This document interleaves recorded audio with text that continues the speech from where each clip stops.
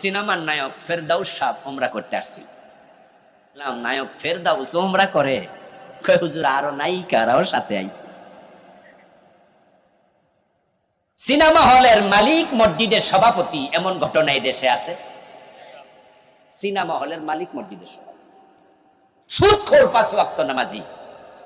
অথচ নবীজি কি বলছেন শোনেন, মানিশতারা সাওবাম বিআশারাতি দারাহিম, যে ব্যক্তি একটি কাপড় কিনলো 10 দিরহাম দিয়ে, ফিহি দিরহামু হারাম, তার মাঝে 9 দিরহাম হালাল, 1 দিরহাম ছিল হারাম, সুদের টাকা, ঘুষের টাকা, মালে বেজাল, মিশ্রিত টাকা, মানুষ ঠকানো টাকা। লাম ইয়াকবালিল্লাহু লাহু সালাতাহু মা দামা আলাইহি, ওই 1 দিরহাম যদি তোমার কাপড়ে ঢুকে যায়, হারাম টাকা ঢুকেছে, যত নামাজ পড়ো ওই কাপড় পরিধান করে 1 রাকাতও আল্লাহ কবুল করবেন না।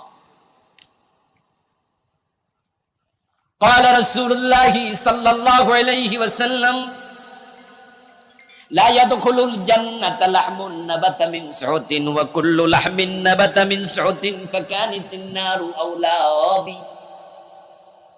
এই যে সুদখোর, ঘুষখোর, বাটপার, সিটার, পরের জমি দখলকারী, মালে বেজাল দেয়া ব্যক্তি, সে 5 ওয়াক্ত নামাজ পড়ে নামাজ জান্নাতের চাবি, এই হাদিসের আমল করছে, আর মনে মনে ভাবছে সেও জান্নাত পাবে নামাজের কারণে।